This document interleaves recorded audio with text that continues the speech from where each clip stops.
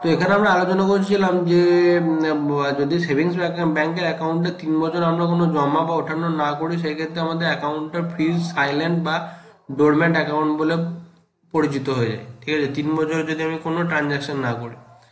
তো রিভাইভাল কি করতে হয় না, revival of such account can be done by submitting application along with fresh KYC document and passbook at concern post office. অর্থাৎ যদি আপনি এই 3 বছর পেরিয়ে গেছে, ধরুন কোনো কিছু করেননি, টাকা জমা দেওয়া, টাকা ওঠানো, কিচ্ছু করেননি, আপনি চান যে ওই অ্যাকাউন্টটা রিভাইভ করতে, তো ওই সেম অ্যাকাউন্ট নাম্বার, সেম জিনিসটা আপনি চান যে পুনরুদ্ধার করতে, সেই ক্ষেত্রে একটা অ্যাপ্লিকেশন লিখতে হয় যে আমার এমনি এই বইটা 3 বছর আমি এই কারণের জন্য জমা তোলা করতে পারি নাই, আমার এই বইটা, এই অ্যাকাউন্ট নাম্বারটা আবার নতুন করে আমাকে দেওয়া হোক, সেইটা দেবেন। কিওয়াইসি ডকুমেন্ট মানে আপনার আধার আর প্যান, এবং যদি সিপ ফর্ম পোস্ট অফিস থেকে পাওয়া যায়, সিপ ফর্ম দিয়ে আধার প্যানের 1 কপি করে দিয়ে, ফটো দিয়ে আপনি কিন্তু কিওয়াইসি ডকুমেন্টটা সাবমিট করবেন। তাহলে application, KYC document, Aadhaar, PAN and passbook, এবং ওই পুরোনো পাসবইটা নিয়ে আপনাকে কনসার্ন পোস্ট অফিসে গিয়ে জমা দিতে হবে। এই কটা যদি আপনি পাঠিয়ে দেন, তাহলে কিন্তু কিছুদিন পরে আপনাকে ওই অ্যাকাউন্ট, সেম নাম্বার, সেম ইয়ে দিয়ে আবার একটা পাসবই দিয়ে আপনাকে কিন্তু সেটা কন্টিনিউ করে দেওয়া হবে। Additional facilities available in PO savings account. এবার হচ্ছে যে কি কি সেভিংস অ্যাকাউন্টটা যে খুলেন, এর সঙ্গে আনুষঙ্গিক কি সুবিধা পাবেন। To avail below facilities on your PO savings account, kindly download and submit respective form at concerned post office। তো এগুলোর জন্য কিন্তু আপনার সেভিংস ব্যাংক অ্যাকাউন্ট খোলার সঙ্গে সঙ্গে কিন্তু এই ফেসিলিটিগুলো পাবেন না।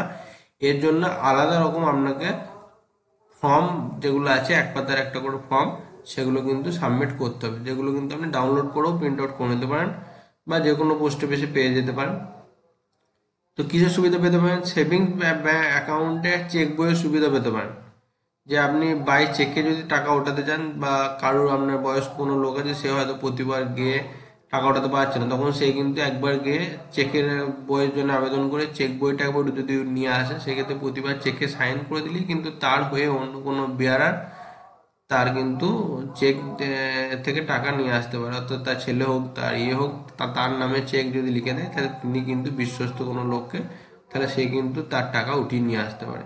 এটিএম কার্ড, যদি আপনি এটিএম কার্ড করতে চান, তো সেক্ষেত্রে আলাদা একটা ফর্ম আছে, সেই ফর্ম ফিল আপ করলে পোস্ট অফিস থেকে আপনি এটিএম কার্ডও পাবেন।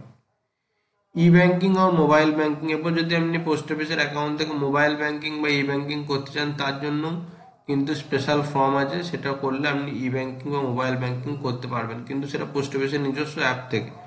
অবশ্যই সেটা, যেমন এসবিআই এর ক্ষেত্রে ইওনো আছে, ইন্ডিয়ানের ক্ষেত্রে ইন্ডো অ্যাক্সিস আছে, তো এখানেও পোস্ট অফিসের ক্ষেত্রে আলাদা আছে। ঠিক আছে, বা আধার সিডিং, যদি আপনি আপনার অ্যাকাউন্টের সঙ্গে আধার অ্যাড করতে চান, আধার সিডিং করতে চান, সেটাও করতে পারেন। এই অ্যাকাউন্টটা আপনি অটল পেনশন যোজনার ক্ষেত্রে ব্যবহার করতে পারেন, প্রধানমন্ত্রী সুরক্ষা বীমা যোজনার ক্ষেত্রে ব্যবহার করতে পারেন, প্রধানমন্ত্রী জীবন জ্যোতি বীমা যোজনা বা PMJJBY, ঠিক আছে, তো এটার ক্ষেত্রেও কিন্তু ব্যবহার করতে পারেন। তো এই হলো টোটাল আপনার পোস্ট অফিসের সেভিংস অ্যাকাউন্টের ব্যাপার। তো একটু মোটামুটি বলে দিই খুব শর্টে। এটাতে রেট হচ্ছে এখন 4%। পোস্ট অফিসের সেভিংস ব্যাংক অ্যাকাউন্ট একজন দুজন মিলে খোলা যায়। তো প্রত্যেকের আধার এবং প্যান এবং তার সঙ্গে 3 কপি করে ফটো চাই, যদি আগে কোনো সিপ না করা থাকে।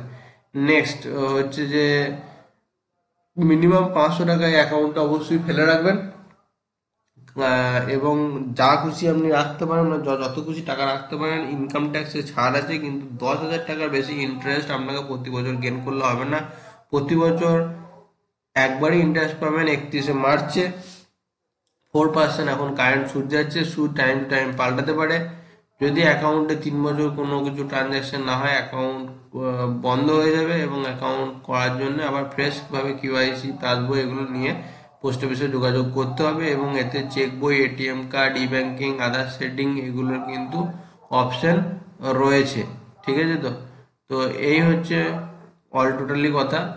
এরপরে আপনারা যে কোনো পোস্ট অফিসে গিয়ে ফর্ম কালেক্ট করে কিন্তু এইটা খুলতে পারেন। ঠিক আছে।